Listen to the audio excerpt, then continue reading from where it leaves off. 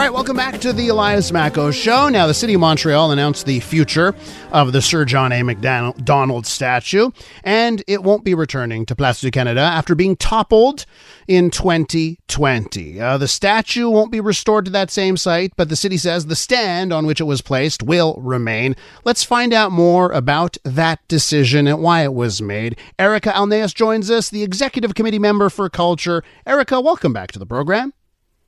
Hello, Mr. Marcos. You know, listen, our good friend Jimmy Zubris, he must have a lot of faith in you to have you on the show to talk about this one, because I'm not a fan of the decision, right? I'll put my cards on the table.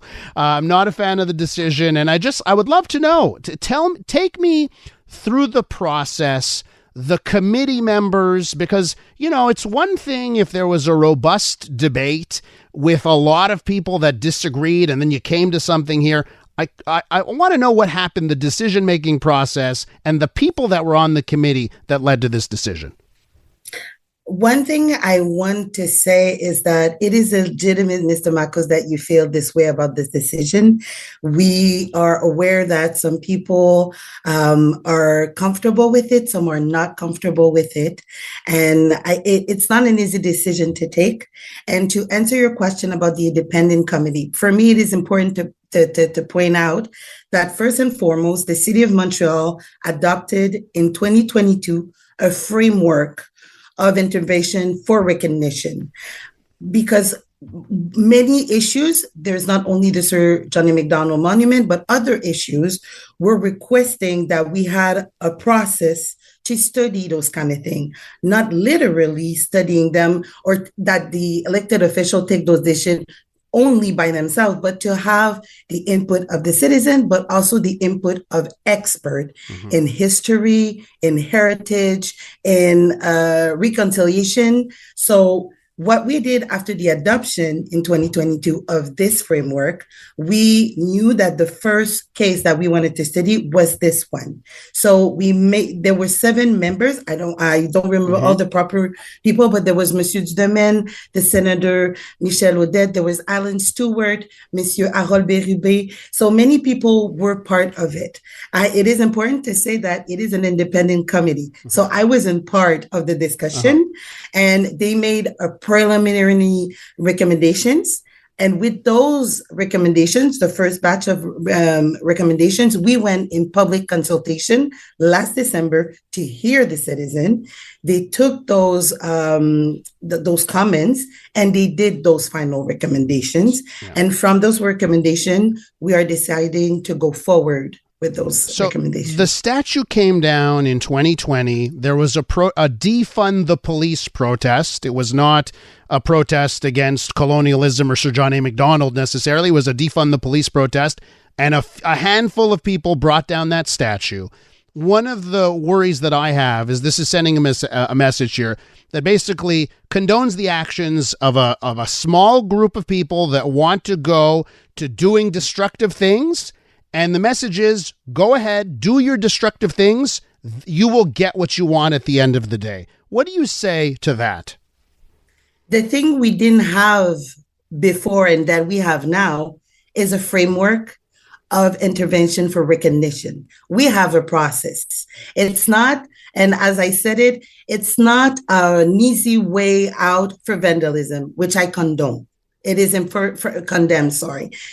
The thing with the framework is that it's not, I feel a certain way and I want to do something, that this has to have an impact on the thing that will need to be turned down. We're not about this at all. The thing that we have now is a process to make sure that certain things can be receivable and studied to say we're going forward or outward. So I want to come back and say again, we're condemn vandalism. And what we have now that we didn't have is the expertise and a process. Well, listen, I appreciate that. I'm sure there's not a single person that would say yay in the city of Montreal that would say yay to vandalism like this. But it certainly seems like the message has been passed. The trigger to enable the mechanisms to get rid of these things is destruction. And that's a worry that I have. One thing that is important to say, first, it is in exceptional cases that we would study such matters.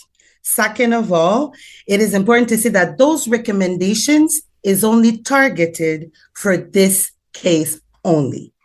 And as I said again, it has to be exceptional with something that is really troubling. And one of the things why was John A. Macdonald troubling, right? So give me why is John A. Macdonald, the first Prime Minister of Canada, an exceptional example of being troubling that had to be an exceptional, as you put it? The beauty with the process is that we were able to go back in history and put this situation in context.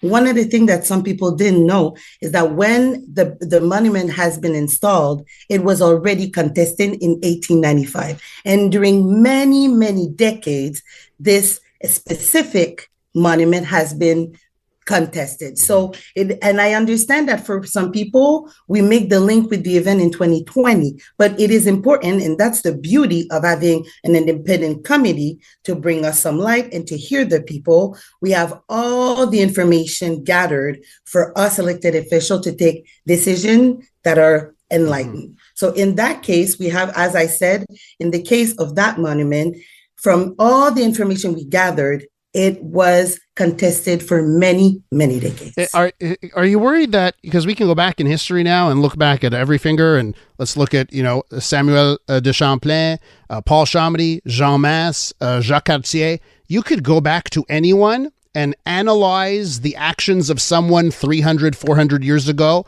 under a 2020 lens and say, boy, that's a terrible person. So and this is why I worry about that, because now we're analyzing someone from 150 years ago under our 2020 eyes. So like you said, there's now a mechanism. Should we be prepared for more of this? McGill, by the way, there's a movement at McGill. Should we be prepared for more names, more statues going away? No, I think the important thing is that the word that is important to remember is exceptional. This is not something that it's just that when certain important things like that happen, it is important that we have our head straight and to be able to have facts, but to also hear the people. So for me, it is important to say that this is not a membership for emotions or editorials. It is the city has a responsibility to be able to have the proper tools when those events occur. So, but as I said, so Sir John A. Macdonald, first Prime Minister of Canada, an exceptionally bad person where this was required. It's not a question of questioning who he was. I want to point out that those recommendations targets only the monument. It is important to say that's the thing that we were studying. It is a recognition, not the history. Here, we're not erasing anything. We're making sure that the history now is complete. How do I get the mechanism in place? Lionel Grew, okay? That guy. A lot of people can look at Lionel Grew and say, boy, that was a bad guy. Anti-Semitism, big kind of, there's some terrible stuff in Lionel Grew's past. How do I start the mechanism? Let's say I want to be the person to start this process for someone like Lionel Grew, which some people would say, really bad person. And we should look at monuments or names like the Metro. How would I start the mechanism? Because certainly it can't be me going to the metro station and pulling the name down, as the protesters did in 2020 with John A. Macdonald. How should I start the process as a citizen to make that mechanism come into place for other names? How it works, you can all find everything online. But as I said, anyone can propose that something need to be re-examined. The thing that is important is that the city will see if it is receivable. Gotcha. That's the only thing. It is not, as I said, it is not a membership for emotions or editorials. Let me end off with this. You ever read the book 1984? Have you heard of it? In George Orwell, 1984, right? Yes, I do. Very famous book, written in 1949 after the Second World War. And there's the main character in the book, Winston. There's a passage in the book where he's going around London, right? That takes place in London. And he's looking around. And here's a section from the book. One could not learn history from architecture any more than one could learn it from books. Statues, inscriptions, memorial stones, the names of streets, anything that might throw light upon the past had been systematically altered. And you hear that quote.